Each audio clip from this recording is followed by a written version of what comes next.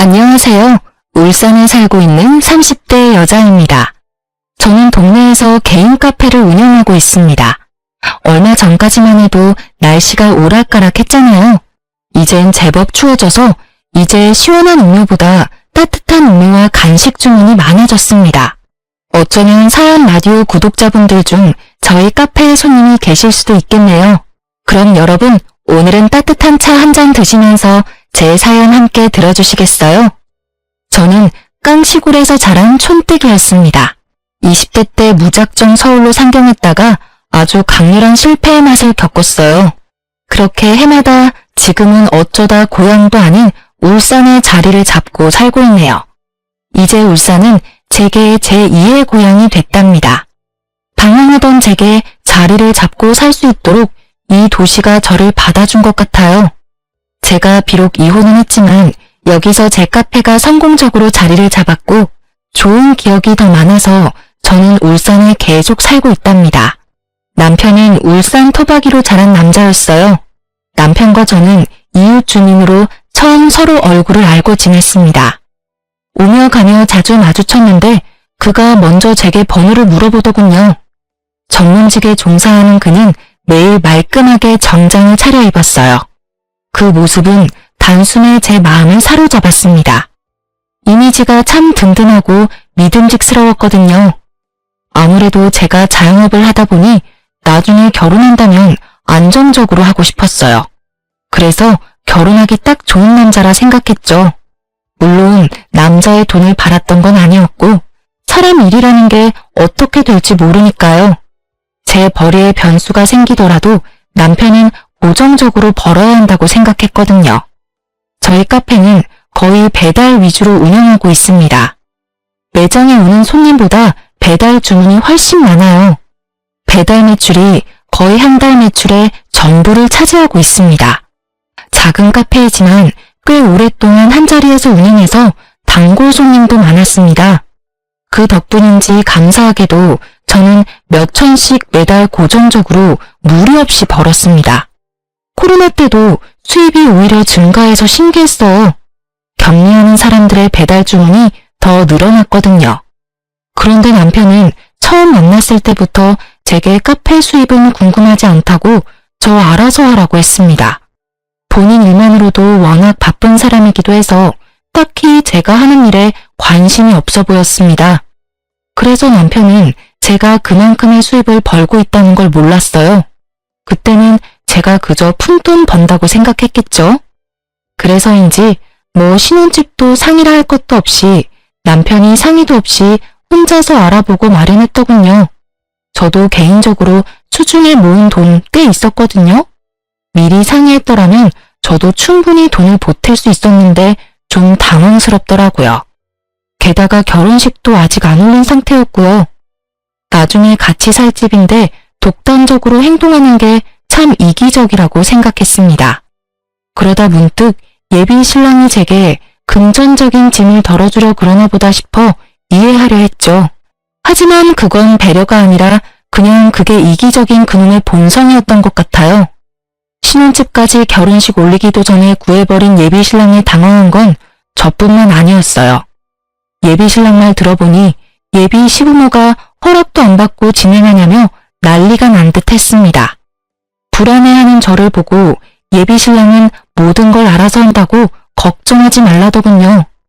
처음엔 저를 너무 사랑해서 그런 줄 알았는데 살다 보니 인생의 모든 게 자기 뜻대로 흘러가야 직성에 풀리는 남자였던 것 같아요. 그걸 바보처럼 저는 듬직한 놈이라 착각했네요. 불도저처럼 결혼을 진행하려는 예비 신랑과 달리 예비 시부모는 강력하게 저희 결혼을 반대했습니다. 예비 시부모는 아들의 마음 어떻게든 돌려보겠다고 여러 아가씨와의 맞선을 강력하게 추진했다 합니다. 저희 둘은 결이 맞지 않는 것 같다며 결혼을 아주 불같이 반대했죠. 첫 만남에 인사 나누는데 예비 시부는 민망할 정도로 반응이 냉담했습니다.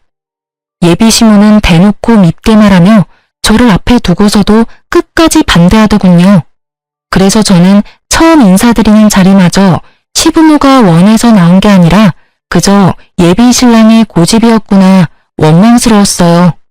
저는 양가 부모님이 축복해주면 결혼하고 싶었지 이렇게 미움받으며 힘들게 결혼하고 싶지 않았거든요. 정말 승수 너 이 자식 기어이 엄마 쓰러지는 꼴 보고 싶은 거니? 예, 네 형은 결혼 잘해서 미국 이민 가서 남부럽지 않게 잘 사는데 넌 이게 다 뭐야? 아니 너는 겨우 동네 카페 장사하는 여자나 만나면 어쩌냐는 거야. 너 나중에 네 형 보기에도 민망하지 않겠어?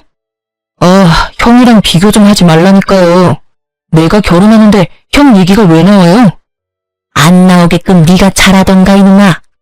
아가씨, 미안하지만 수준이 엇비슷해야지 아예 차이 나버리면 우리 입장이 참 곤란해. 아니 집도 말이야. 어른들한테 단 한마디 상의 없이 덜컥. 아가씨가 도대체 우리 아들 어떻게 꼬드겼는지는 모르겠지만 난 이 결혼 허락 못해요. 네, 잘 알겠습니다. 뭘 알겠어요? 우리 아들이랑 헤어진다는 말이에요? 네, 이렇게까지 반대하시는데 제가 별 수 있나요? 저는 이렇게 모욕적인 말 들어가면서 힘들게 승수 씨랑 결혼하고 싶은 마음은 절대 없습니다. 제가 미련 없이 헤어지겠다고 답하니 예비신부는 또 그거 가지고 난리더군요. 참나 기가 막혀서. 그리고 신혼집은 승수 씨가 저랑 상의 없이 진행한 거라 저도 전혀 몰랐습니다. 그리고 저는 이렇게까지 결혼을 반대하시는지도 몰랐어요. 알았다면 뭐요?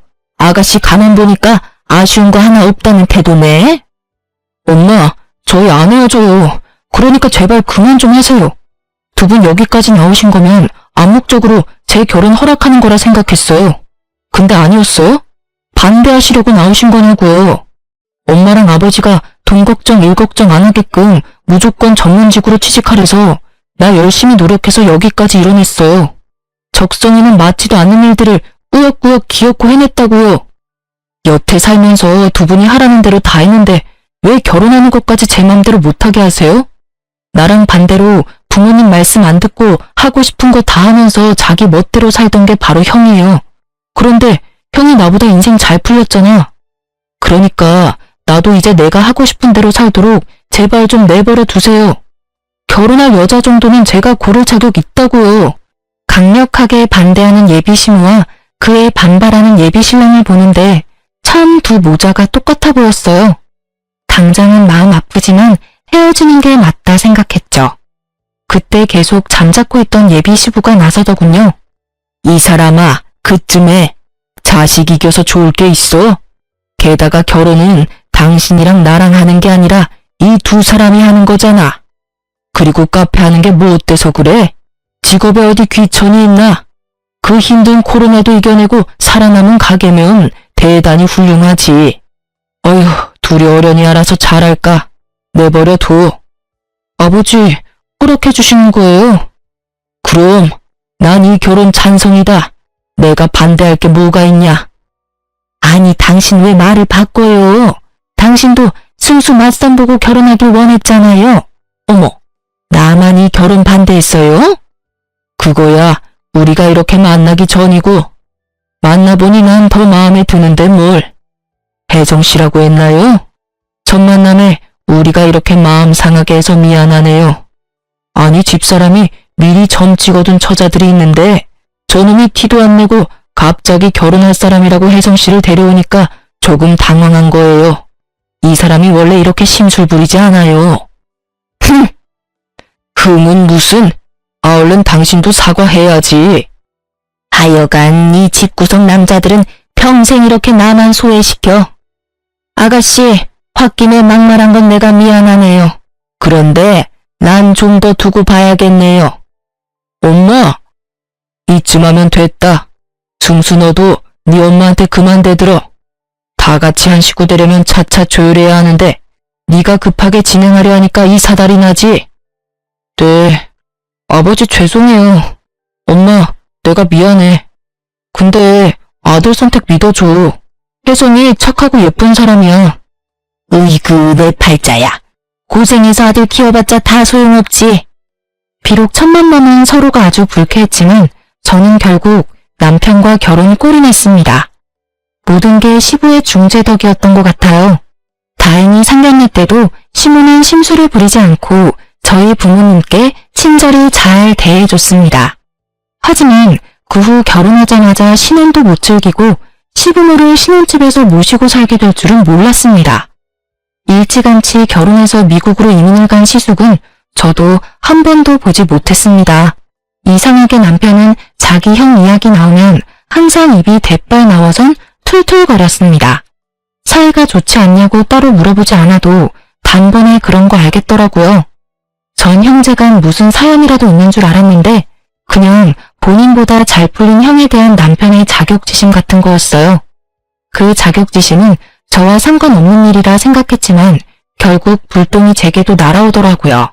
아, 지금 엄마 아빠 이혼하느니 마느니 아주 난리야. 뭐? 어머님 아버님이 이혼한다고? 아버지가 그렇게 화내는 모습 난생 처음 봐. 갑자기 무슨 일인데? 아, 엄마가 아빠 몰래 사고를 친 거지 뭐. 일단 내일 엄마랑 아빠 잠시 우리 집에 올 거니까 당신 미리 알고 있으라고. 우리 집에? 일단 알겠어. 저는 영문도 모르고 그날 카페 일도 내팽개치고 와서 시부모를 모셨어요. 분위기는 냉랭하다 못해 싸늘했습니다. 식사를 차려도 시부모 둘 다 먹지를 않아서 중간에서 엄청 난처했습니다. 남편이 퇴근하고 나서야 그 숨막히는 정적은 깨졌습니다. 밥은? 두 분 다 점심때부터 걸으셨지. 차려드렸는데도 안 드셔서 두유라도 챙겨드렸어. 근데 진짜 무슨 일이야? 나도 알아야 뭘 대비하지. 일단 당신은 신경 쓸 거 없어. 시부모와 남편이 대화하기 직전까지 저는 아무것도 모르고 멍청하게 있었어요.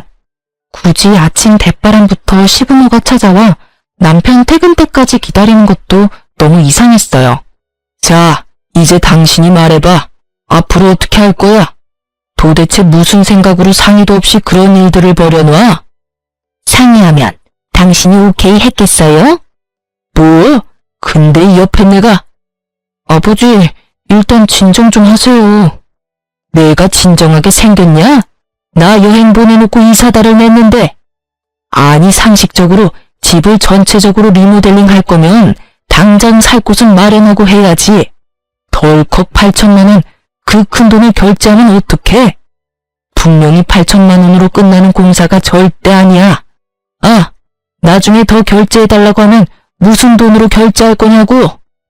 건너 아는 사람이니까 지금 딱 계약 없을 때 싸게 해준다잖아요. 이 기회를 놓치고 내가 멍청하게 손 놓고 있어요? 참나, 이 넓은 땅에 우리 둘 살 곳이 왜 없어? 당신 당장 방 구할 돈도 없어? 있잖아. 인간적으로 내가 8천만 원 썼으면 나머지는 당신이 알아서 해야지. 내가 얼마나 구질구질한 집구석 식물이 났으면 그랬겠어요. 그러니까 장남이 미국 가기 전에 인테리어 해준다고 했을 때 했어야지. 당신은 왜 날 이렇게 이상한 여자 만들어? 장남은 땅을 파면 돈이 나와? 힘들게 일한 아들 돈으로 인테리어를 하고 싶디? 미국 가는데 돈 한 푼 못 보태줬으면서. 그래서 뭘 나보고 어쩌라고요? 어쩌긴 뭘 어째? 당장 취소하고 와. 계약서 못 봤어요? 취소하면 100% 돌려받지도 못하는데. 그 돈 아까워서 어떡할 건데? 게다가 지금 벽지 다 뜯고 공사 시작 중인데 이렇게 중단해서 뭘 어쩌겠다는 거냐고요. 그리고 난 이제 좀 깔끔한 집에서 살고 싶어요. 에휴, 우리 첫째 아들 한국에 있었으면 딱 그 집에서 지내면 되는 건데. 아니, 철없는 옆에 내가 진짜 정신을 못 차리네. 이혼해. 그래요. 뭐 이혼하던가요. 엄마, 아버지, 이혼은 무슨 이혼이에요. 차남 있잖아요. 제가 모실게요. 그러니까 이제 두 분 제발 그만 싸우세요. 내가 말했죠? 멀리 미국에 있는 형 대신 내가 엄마 아빠 살펴 모실 거라고요. 어머, 미쳤니? 신혼집에 누가 얹혀 살아? 순간 제 귀를 의심했습니다. 그러니까 시모가 시부 몰래 시댁 리모델링 계약을 했고 시부 여행 간 사이에 공사까지 일부분 진행이 된 거예요. 오갈 데 없는 시부모를 우리 집으로 남편이 모신 거고 남편은 장남보다 차남이 낫다는 걸 보여주겠다며 본인이 나서서 시부모를 모시겠다 한 겁니다. 그나마 시모는 미쳤냐면서 얼굴이 벌개져서 거절하는데 시부는 옳았구나 했어요. 그래, 리모델링 다 끝날 때까지 그냥 여기서 살면 되겠구만. 세아가 조금만 신세를 지졌구나. 시모가 무리하게 리모델링 돈 쓰느라 마땅한 전셋집도 못 구하는 상황이었어요. 그렇다고 시부는 아들 멀쩡히 있는데 자기 돈으로 불편하게 지내기 싫다며 대놓고 신혼집에 같이 살기를 원했습니다. 제가 시부에게 아무런 대답도 하지 못하니까 남편은 저와 이야기 좀 하고 오겠다며 저를 주차장으로 데려가더군요. 그렇게 남편은 저와 한마디 상의도 없이 시부모를 신혼집에서 모시자 하더군요. 당신 괜찮지? 아까는 많이 당황했지. 그래도 우리가 두 번 평생 모실 거 아니잖아. 어차피 내 돈으로 신혼집 마련했고 엄마 아빠 내 집에 못 모실 이유 없어. 이럴 때 형보다 낫다는 걸 내가 보여줘야지. 남편 기 좀 살려줘. 우리가 엄마 아빠 집 리모델링 할 동안만 잠시 모시자. 미리 얘기해줄 순 없었어? 언질이라도 좀 해주지 그랬어. 아무리 당신 돈 들어간 집이라지만 여긴 우리 신혼집이잖아. 서운했어? 미안해. 그럼 당장 이혼하는 많이 하시는데 어떻게 내가 가만히 있어. 가뜩이나 정신없어서 당신한테 전부 설명할 시간 없었어. 시간이 없었다는 건 핑계 아니야? 아니? 당신 충분히 나한테 상의할 시간 있었어. 제가 남편을 외면하자 남편이 뭔가 잘못된 걸 느꼈는지 제 손을 잡고 빌더군요. 우리 엄마 아빠가 돌아갈 집이 없는 것도 아니고 집 공사만 끝나면 내가 당신 모시고 살게. 어? 딱 2년만 참아주라. 엄마도 당신한테 시집살이 못하게 내가 중간에서 잘할게. 응? 막상 살아보면 모시기 어렵진 않을 거야. 어차피 당신도 카페 일하고 나도 회사 나가니까 집에서 마주칠 시간도 별로 없잖아. 게다가 두 분 집에만 있는 분들 아니라 주말이면 어디 놀러가고 집 텅텅 비어. 친구분들도 많으시고. 그러니까 여보, 이제 결혼했으니까 당신은 내 편이잖아. 나 딱 한 번만 봐주라. 내가 진짜 잘할게. 남편은 간절하게 눈물까지 글썽이며 시부모랑 함께 살자고 부탁했어요. 저도 당장 마땅히 갈 곳도 없는 시부모 어디 내쫓을 수도 없는 노릇이라 반강제로 오케이 할 수밖에 없었습니다. 그런데 오히려 시모가 뜻을 굽히지 않더라고요.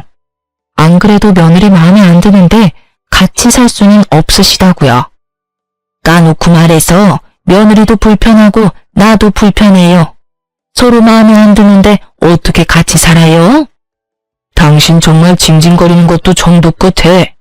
며느리 신혼집에 얹혀 살려면 당신이 지금부터 행동 똑바로 해야지.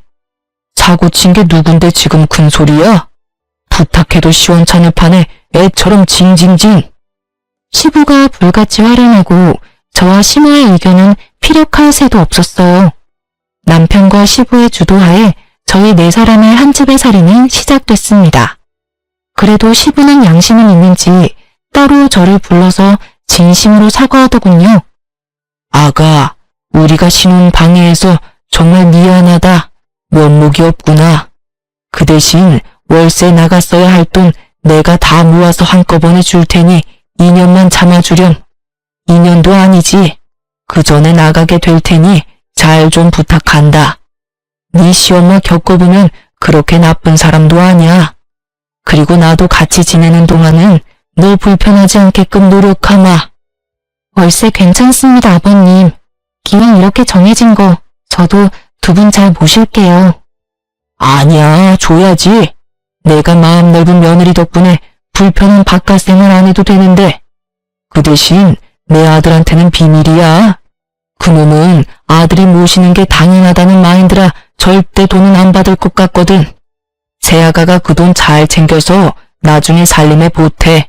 현명하게 어련히 잘 쓰겠지. 그런데 살다 보니 불편할 줄 알았던 한 집살이는 의외로 괜찮았습니다. 시부는 매우 가정적인 분이었어요.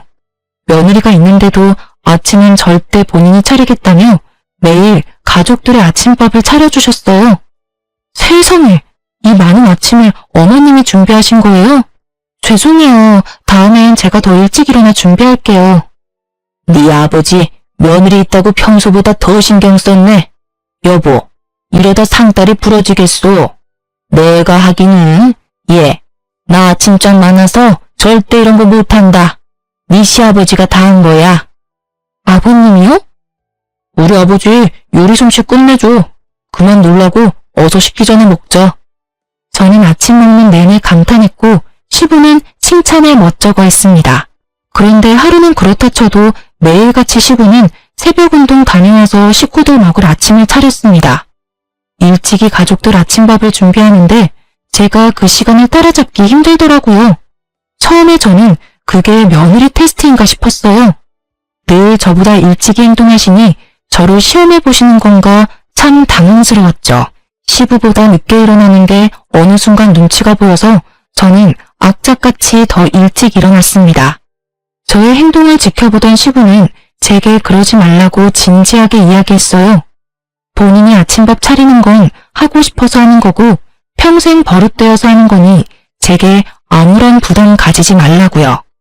알겠다고는 했지만 그래도 뭔가 눈치가 보여서 남편에게 물어봤어요. 그랬더니 남편이 빵 웃음이 터지더라고요. 시집살이를 우리 엄마가 하면 했지 아버지가? 절대 그럴 일 없지. 그냥 즐겨.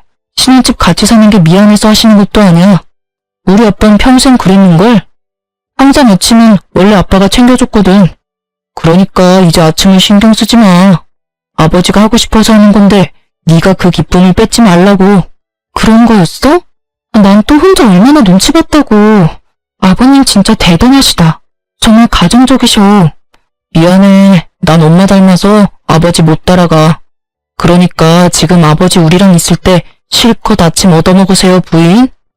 뭐 딱 한 사람, 시모는 제게 복받은 줄 알라며 은근히 눈치 주기는 했습니다. 하지만 그것 말고는 시집살이도 딱히 없었네요. 남편이 처음 말했던 것처럼 한 집살이는 크게 불편한 거 별로 없었어요. 그렇게 내 가족 나름 화목하게 살고 있었는데 그날 이후로 모두에게 큰 변화가 생겼습니다. 아침은 절대 걸으면 안 된다고 하던 시부가 말도 없이 안 보이는 거예요. 아침 식사도 차려져 있지 않아서 저는 어딘가 싸했습니다. 남편과 시모 역시 시부가 연락 없이 이럴 사람 아니라고 갸우뚱했죠. 저는 카페 출근도 하지 않고 시부에게 미친 듯이 전화를 걸었습니다. 10번쯤 걸었을까? 시부가 아닌 낯선 젊은 여자가 받았습니다. 여보세요? 아버님, 연락도 없이 사라지셔서 저희 많이 걱정했어요. 지금 어디세요? 아직 운동 중이세요? 네, 여보세요. 띵띵띵님 가족분이신가요? 전화 받은 사람은 다름 아닌 응급실 간호사였습니다. 그날 새벽 운동하다가 시부가 갑자기 쓰러진 거였어요. 뇌경색이라더군요. 그렇게 시아버지가 뇌경색으로 쓰러진 후로 더 이상 아버님의 따뜻한 아침밥은 먹을 수 없었습니다. 그래도 한 식구로서 몇 개월 지냈다고 저는 친아버지가 일당하신 것처럼 눈물이 그렇게 나더라고요. 바깥 생활하기 싫다던 저희 시부는 그렇게 낯선 병원 생활을 시작하게 되었습니다. 다행히 시부는 목숨에는 지장이 없었는데 골든타임을 조금 놓친 탓에 오른쪽 손과 다리에 편마비가 왔어요. 다행히 왼손은 멀쩡히 쓸 수 있었습니다. 한쪽이라도 멀쩡해서 저는 다행이라 생각했어요. 아버님을 붙잡고 정말 다행이라고 저는 울었어요. 그런데 시모와 남편의 표정은 매우 좋지 않았어요. 간호사가 그러는데 낙상사고 위험도 있고 24시간 상주할 보호자가 꼭 필요하대요. 간호사한테 누가 보호자인지 말해달라는데 당연히 엄마가 있을 거죠? 간단하게 짐은 이 사람이랑 같이 다시 집에 가서 챙겨올게요. 뭐 필요한지만 말해줘요, 엄마. 뭔 소리냐 그게? 난 못한다. 뭔 소리야, 엄마? 엄마가 못하면 누가 해요? 다 늙어서 손하기 힘도 없는 내가 네 아버지 어떻게 간병하니? 쓰러지는 거 붙잡다가 나도 같이 넘어질지 몰라. 에이그, 몰라. 난 못해. 네가 네 아버지 간병인을 구하든지 해라. 가뜩이나 호라비 냄새 가득한 이 남자 병실에서 내가 어떻게 먹고 자고 간병까지 하니? 시모는 단번에 못한다고 거절했습니다. 남자 병실에서 간병하는 거 못할 짓이라면서요. 그럴 수도 있다고 생각하기엔 시모의 얼굴엔 시부의 걱정보다는 격려스러움이 가득 묻어났습니다. 시부는 시모의 그런 행동에 상처받았는지 아니면 미안해서인지 입도 뻥긋하지 않았습니다. 그래서 우선 저희는 간병인을 구했습니다. 그런데 간병인 쓰는 것도 돈이 만만치 않더군요. 어느 날 밤에는 집에서 남편과 시부가 이야기하는 걸 들어버렸습니다. 차라리 시부가 장애를 얻을 바에 한 번에 죽는 게 나았다고 말하더군요. 남편은 들어가는 돈이 만만치 않다고 하고 시부는 평생 자기가 수발하면서 살아야 할지 모른다고 오열했습니다. 솔직히 보험금이 크게 나오지는 않았어도 치료할 돈과 병원비 쓴 부분은 거의 나오는데 남편이 그렇게까지 말해야 하는 건가 싶었어요. 그 이후로 오열했던 시모는 배우자가 사고를 당했는데도 나 몰라라 밖으로 놀러다녔습니다. 시부 병원에는 코빼기도 얼굴을 비추지 않았습니다. 저는 간병인이 있어도 카페 일을 해도 자주 시부를 보러 병원에 갔어요. 남편은 아버지 쓰러지고 어머니가 나 몰라라 하니 스트레스 받아서 자주 제게 신경질을 부렸습니다. 그가 사소한 것에 예민하고 짜증을 부리니 자연스레 부부싸움은 잦아졌습니다. 그러다 결국 남편은 제게 돈 안 되는 카페 장사 접고 아빠 좀 방광해달라고 울면서 호소하더군요. 남편이 참다 무너진 거라 생각했어요. 안쓰럽기도 하고 한편으로는 너무 원망스럽더라고요. 저는 우선 손해가 조금 생기더라도 직원을 더 고용했습니다. 남편에게는 알겠다고 말했지만 카페 장사를 아예 접지는 않았습니다. 알바와 직원으로 카페를 살려두고 저는 시부 회복될 때까지 살뜰히 강요했습니다. 남편 때문이 아니라 시부에게 고마웠던 일들이 있으니 저도 해보는 데까지는 해보고 싶었어요. 다행히 3개월 이후 시부는 퇴원했습니다. 하지만 굳어버린 한쪽 다리와 손은 끝내 정상적으로 돌아오지 않았습니다. 시부에게 장애가 생기자 순식간에 남편과 시모는 집에서 시부를 찬밥 신세 취급하더군요. 차라리 아버님이 입원해 있을 때가 더 낫겠다 싶을 정도로요. 아버지, 내가 몇 번을 말해요. 냄새나니까 하루에 한 번은 꼭 씻으라고요. 미안하다. 내가 몸이 불편해서 혹시라도 욕실에서 넘어질까봐 겁이 나. 이틀에 한 번은 안 되겠냐? 아이씨, 몇 번을 말해요. 하루에 한 번씩 하라고요. 아니면 목욕탕을 가세요. 예? 제발요. 알겠다. 노력해보마. 당신은 지금 아버지한테 말버릇이 그게 뭐야? 전 그러면 당신이 목욕탕 모시고 가. 우리 욕실 좁은데 아버님 매일 씻기면 당연히 불편하지. 당신이 우리 아빠 씻겨줄 거 아니면 말을 마. 온 집안에 노인네 냄새 나는데 당신은 안 나? 참 비위도 좋다. 아버지, 엄마가 집에 안 들어온 이유를 좀 생각하세요. 방에 아버지 신내가 가득하잖아. 누가 들어오고 싶겠어요? 미안하다. 내가 아파서 미안해. 저는 싹수 없는 남편을 보면서 많이 놀랐습니다. 혹시라도 제가 아프거나 이런 비슷한 상황이었으면 저 사람이 어떻게 행동했을까 싶었죠. 하나를 보면 둘을 한다고 본인 아버지한테도 저러는데 저한테는 더 했겠지 싶었습니다. 그렇게 저는 남편에게 정이 많이 떨어진 상태로 결혼 생활을 겨우 이어나갔습니다. 그런 와중에도 시부를 따뜻하게 잘 챙겨드리려고 노력했습니다. 저라도 챙기고 싶었거든요. 아버님, 이게 다 뭐예요? 미안하다. 내가 아침 해주려고 했는데 몸이 말을 듣지를 않아서. 괜찮아요, 아버님. 제가 다 치울게요. 방에 들어가셔서 좀 쉬세요. 내가 아가 너한테도 많이 미안하다. 너에게 참 면목이 없구나. 그런 말씀 마세요. 앞으로는 제가 아침 잘 차려드릴게요. 그러니까 아버님 드시고 싶은 거 있으면 언제든 저한테 편하게 말하세요. 아셨죠? 고맙다. 고마워. 하루는 엉망이 된 주방에 주저앉아 있는 시부를 보고 저는 겨우 눈물을 삼켰습니다. 시부는 불편한 몸으로 미움받으면서도 예전처럼 가족들의 아침을 차려주고 싶었나 봐요. 저는 덜덜 떠는 시부 손을 꾹 잡아드렸습니다. 그런데 시부모의 시련은 그게 끝이 아니었어요. 엎친 데 덮친 격이라고 시모가 계약했던 인테리어 업체는 알고 보니 전문 사기꾼들이었습니다. 허구한 날 시부모네 집 리모델링 금액을 조금만 더 달라고 계속 추가하고 말을 바꿨죠. 또 일을 버려놓고 책임감 없는 시모와 사기꾼 리모델링 업체 때문에 남편은 매사에 분노가 가득한 사람이 됐습니다.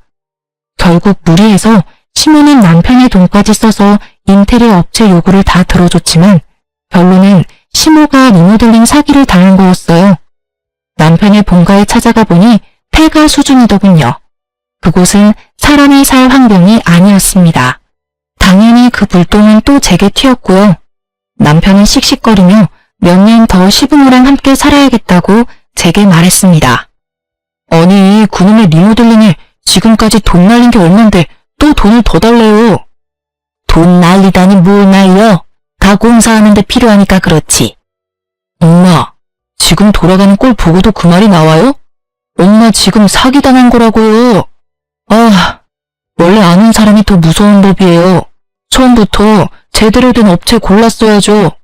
이러다 아들 모은 돈 다 날리겠다고요. 아, 네가 투자한 만큼 결과물이 잘 나오겠지. 어차피 네 아빠랑 나 죽으면 그 집도 네가 가질 거 아니냐. 좋은 게 좋은 거라고. 마지막으로 엄마 딱 한 번만 도와줘. 됐어요. 지금부터 내가 알아서 해. 엄마는 손 떼요. 내가 어떻게든 그놈들 소송해서 제대로 된 인테리어 완성시킬 거니까요. 그리고 당신이 딱 몇 년만 더 참아줘. 이 소송 길어질 것 같으니까 다 같이 몇 년만 더 살아야겠어. 뭐? 나 참을 대로 참았거든? 얼마나 내가 더 참아야 해? 뭐라는 거야? 당신이 뭘 참았는데? 당신이 돈을 썼어, 뭘 썼어? 전부 내 돈만 썼구만. 나 안 그래도 스트레스 받아 죽겠으니까 당신까지 보태지 마.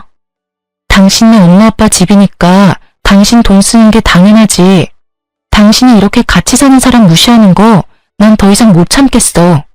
당신이 날 무시하는 것도 싫고 아버님을 무시하는 것도 싫어. 넌 네 부모도 제대로 못 모시면서 또 날 가지고 대리수발까지 들게 했잖아. 너 아버님 모시고 어디 밥 먹으러 나간 적 있어? 안 그래도 답답하실 텐데 모시고 바람이라도 쐰 적 있냐고. 이혼하자. 더 이상 못 해먹겠어. 아니 듣자 하니까 너 우리 아들한테 그게 무슨 막말이냐? 네가 한 게 뭐가 있다고. 어머님도 제발 아버님 구박 그만하세요. 그러니까 남편이 부모 공경할 줄 모르잖아요. 이혼? 결국 너도 우리 아빠 장애인 됐다고 이혼하자는 거잖아. 이 못된 여자야. 아버지 봤죠? 결국 아버지 때문에 나 이혼까지 하겠네. 그냥 그때 죽지 그랬어요. 제가 이혼을 선언하니 남편과 시모는 이혼 탓을 시부에게 돌리더군요. 아이고, 아가, 내가 미안하다. 내가 죽어야 하는데. 아니요, 아버님. 아버님 때문이 아니라 순전히 저 이기적인 놈 때문입니다. 몸 불편한 가족 있어도 잘 사는 사람 많아. 어쩜 그러니 짐승만도 못한 놈아. 그래, 이기적인 내가 곱게 이혼해 줄게. 근데 너 이혼하면 돈이 있냐 뭐가 있냐? 가진 거 집불도 없는데 이혼녀로 살아갈 수 있겠어? 그렇네. 내 아들은 이혼해도 떵떵거리며 잘 살 테지만 너는 뭘 믿고 이혼하자는 거야? 야, 내가 가진 게 왜 없어? 왜 돈이 없을 거라 생각하는데요? 그럼 네가 가진 게 뭐가 있는데? 남편님은 사과나 매달리기는커녕 저를 자극하고 비웃으며 이혼하자더군요. 좀 치사하긴 하지만 저는 그동안 시모와 남편이 제게 돈을 빌리려고 하길래 돈 없는 척하며 제 재산과 카페를 꼭꼭 숨겼습니다. 숨기길 잘했다고 지금도 생각해요. 그런데 시부 역시 그랬나 봐요. 시부는 그동안 시모와 남편이 돈 없냐고 물어도 없다고 했으면서 통장 하나를 주섬주섬 꺼내서 제게 주더군요. 아가, 내가 약속했었지? 이혼해서 꼭 행복하게 살아야 해. 이 집 구석은 다 있고 이 돈으로 새 출발하는데 보태라. 아버님, 이게 뭐예요? 아가 네가 있어서 내가 사람처럼 살았어. 정말 고맙다. 그동안 너무 고생 많았다. 시부가 고맙다고 울면서 통장과 도장을 내밀었는데 세상에 5천만 원이 들어있더라고요. 남편놈은 통장을 보자마자 눈이 돌아서는 시부를 밀쳤습니다. 시모 역시 통장을 보고 눈이 희번뜩하더군요. 노인네야, 그걸 아들한테 줘야지. 생판 남의 며느리한테 왜 줘? 시부의 통장을 뺏기 위해서 남편과 시모는 갑자기 서로 옥신각신하더군요. 아빠 통장은 당연히 엄마 거지. 내놔 이 자식아. 엄마, 또 이 돈 가지고 가서 리모델링 업체 홀라당 주려고 그러죠? 절대 못 넘겨요. 통장 날 달라고요, 아버지. 저 돈을 널 왜 줘? 미국 우리 장남이 있는데 미국에 돈 보내줘야지. 남한테 왜 주겠냐? 여보, 그러지 말고 통장 나한테 넘겨요. 장남 줘야지. 그래야 우리가 미국 가지. 엄마, 무슨 말이 그래? 며느리는 남이라 해도 내가 남이야? 왜 그 돈을 미국에 보내? 시모와 남편 싸우는 꼴 보다가 시부는 있는 힘을 다해 남편에게 뺨을 날렸습니다. 제 부모도 못 알아보는 썩을 놈. 시원하게 남편 뺨 날린 시부는 시모에게 가래침침을 탁 뱉으며 말했습니다. 이게 뭐 하는 짓이에요? 너희들이 무슨 자격으로 내 돈을 가져? 내가 살아있는 한 절대 못 가져. 내가 아프고 병들어도 한결같이 사람 취급해준 사람이 내 며느리야. 통장은 며느리한테 준 거니까 다들 건드릴 생각하지도 마. 내가 가만 안 있을 거야. 그리고 당신 미국에서 늙은이들 반길 것 같아? 웃기지도 않아.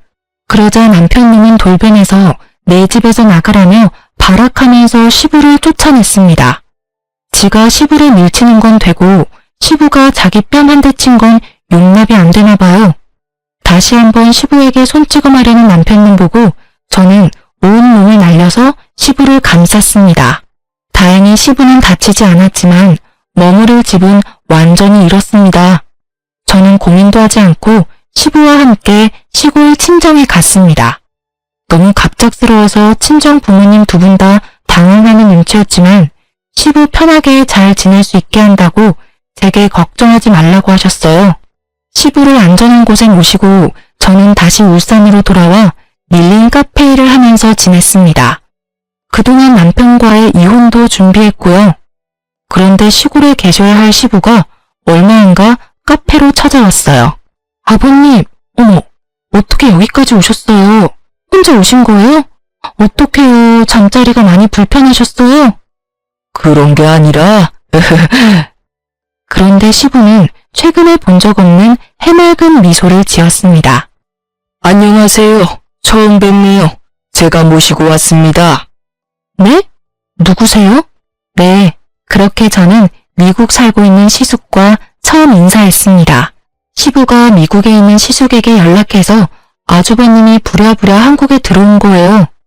알고 보니 시부 쓰러진 것도 그동안 아주버님께 쉬쉬했던 시모와 남편이었대요. 아주버님은 시부를 보살펴줘서 정말 고마웠다고 눈물을 글썽이며 제게 5천만 원의 수표를 내밀었습니다. 시부 역시 받으라고 옆에서 눈물 짓고 계셨네요. 돈은 필요 없습니다. 아버님이 워낙 저를 예뻐해 주셔서 저도 보답한 거예요. 세상 며느리 중에 아버님이 차려준 아침 먹고 출근한 며느리가 몇이나 되겠어요. 받아주세요. 그동안 아버지 간병한 비용도 포함입니다. 물론 이 돈으로 그 은혜 다 못 갚을 거합니다. 사돈 어른들께서도 저희 아버지 잘 챙겨주셨다고 들었어요. 한국 떠나기 전 조금이라도 은혜 갚고 싶어서 그래요. 네? 아가, 나 큰아들이랑 미국 가기로 했어. 정말 잘 됐네요, 아버님. 축하드려요. 그동안 정말 고생 많으셨잖아요. 그런데 전 이미 아버님께 5천만 원 받았고 아주버님한테까지 받을 필요는 없어요. 받더라도 남편님한테 돈 받을게요. 돈은 줘도 그놈이 줘야죠. 제가 한사코 거절해도 시숙과 시부는 제게 돈을 받아야 한다고 했죠. 살짝 실랑이를 벌이고 있는데 그때 남편과 시모 카페에 도착했습니다. 시부가 미리 불렀었나 봐요.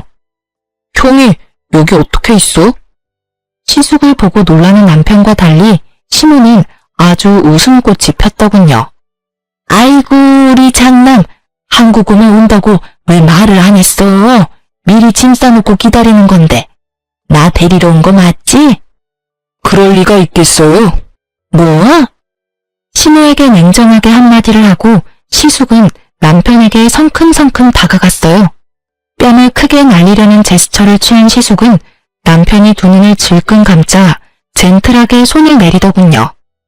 너랑 똑같은 불이 되고 싶지 않아서 내가 참는다. 알겠냐? 아버지가 그동안 우릴 어떻게 키웠는데 손찌검을 해. 네가 인간이냐? 짐승이지. 엄마도 그래요. 사람이 어떻게 그래요? 아버지가 평생 엄마한테 얼마나 잘해주셨는데. 누구라도 아버지 아프셨으면 나한테 말했어야지. 아이씨, 야, 때려봐, 때려. 때리려던 거 아니야? 자기만 잘 살겠다고 온 가족 버리고 미국 떠날 때는 언제고 이제 와서 무슨 효자 코스프레야? 그래, 효자 코스프레 제대로 해볼게. 아버지 모시고 다음 주 미국 다시 돌아갈 거야. 그러니까 어머니는 둘째 아들이랑 잘 사세요. 이제 나 두 번 다시 한국 안 들어올 거니까요. 뭐? 날 데리고 가야지, 날. 다리도 제대로 못 쓰는 아무짝에도 쓸모없는 네 아빠를 뭐하러 미국까지 데려가? 아이고, 날 데려가란 말이다, 날. 참나, 그동안 아버지 챙긴 게 누군데 아무것도 안 주고 그냥 가려고? 내가 그동안 쓴 돈이 얼만데? 돈이라도 내놓고 가. 남편님은 자기 형한테 돈 내놓으라며 난리를 피웠어요. 눈에 보이는 저희 카페 물건 깨부수고 말릴 새도 없이 마구 던지더군요. 남의 영업장에서 미친 거야? 그만하지 못해? 아버님 챙긴 돈을 달라고?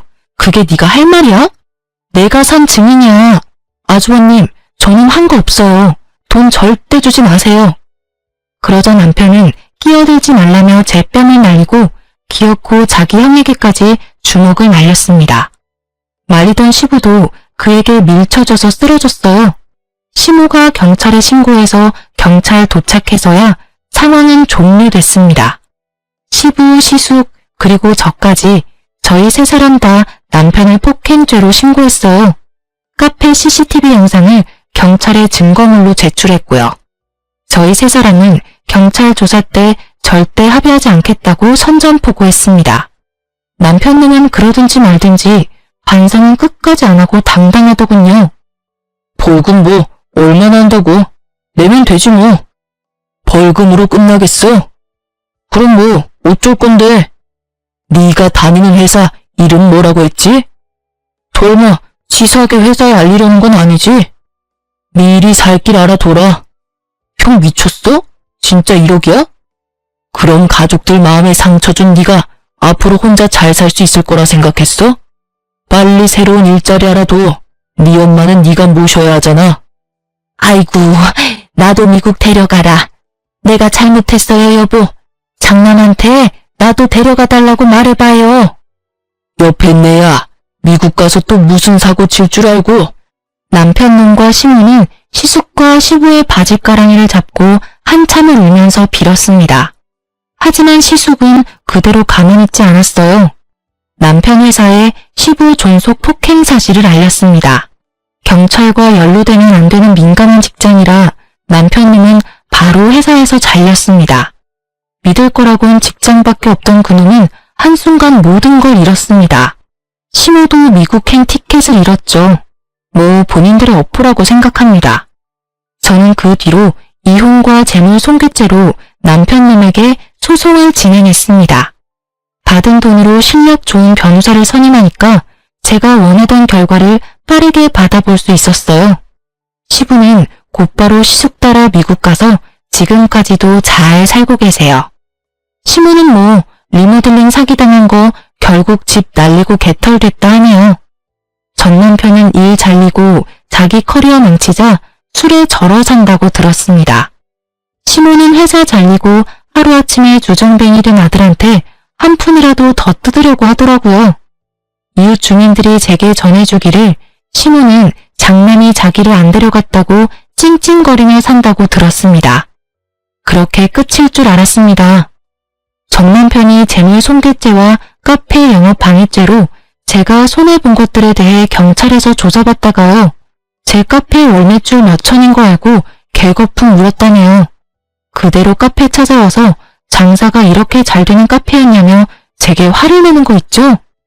이렇게 손님이 없는데 무슨 월 몇 천이야? 지금 돈 더 뜯어내려고 사기치는 거 아니야? 전 남편은 카운터로 와서 그날 매출 금액까지 보더군요. 무슨 짓이야? 안 나가? 경찰 또 부를까? 정말이네. 뭐야, 이렇게 장사가 잘 되는 카페였어? 이제 알았냐? 네가 나 돈 없다고 깔보는데 내가 얼마나 우습던지. 우리 카페 배달 위주로 해서 매장 손님이 원래 별로 없어. 이제 곧 주문 많이 들어올 시간이니까 제발 꺼져줄래? 전 남편은 잘못했다고 빌면서 우는데 돈이 아주 급한가 싶었어. 10,000원짜리 한 장 던져주고 꺼지라고 했네요. 저는 현재 보란듯이 잘 먹고 잘 살고 있습니다. 시부가 준 5,000과 시숙이 준 5,000으로 카페 2호점을 개업한 지 3달 됐습니다. 1호점 매출보다는 못하지만 그래도 이혼의 아픔은 뭐 느낄 새도 없었습니다. 여러분, 상황이 아무리 안 좋아져도 자기 가족 버리고 함부로 대하는 사람 정말 근처에 두어선 안 된다고 생각해요. 자기 자존심을 최우선으로 생각하던 전 남편은 형한테 지기 싫은 게 가족보다 먼저였던 사람이었어요. 아픈 아버지를 보살피려는 생각은 하지 않고 능력 좋은 자기 형한테 혹시라도 아버지를 뺏길까봐 전전긍긍하던 사람이었거든요. 그렇게 속 좁은 인간을 제가 배우자로 생각했다는 게 뒤늦게 너무 부끄럽더라고요. 돌이켜보면 저는 어릴 때 항상 부모님께 무한한 사랑을 받고 컸던 것 같아요. 그래서 큰 사랑 받은 만큼 누군가에게 사랑을 줄 수도 있어야 한다고 배웠거든요. 그에 비해 전 남편은 어린 시절 사랑을 많이 못 받은 사람의 표본 같더라고요. 여러분도 항상 가족들과의 끈끈한 사랑 놓치지 않았으면 합니다. 평생 믿고 의지할 수 있는 사람은 가족뿐이잖아요. 비록 제 전 남편은 그릇이 너무 작아서 믿고 의지할 만한 인간은 못 되었지만 시아버지가 가족들에게 매일 차려준 그 아침 식사에서 가족을 얼마나 사랑하는지 저는 전부 느낄 수 있었답니다. 그래서 그 힘든 수발도 견뎌낼 수 있었어요. 요즘 세상이 많이 삭막하고 또 뉴스에도 사건 사고가 터져나가는 마당에 여러분 주위에는 항상 좋은 일만 가득하길 기도하겠습니다. 그럼 지금까지 제 긴 사연 들어주셔서 감사합니다.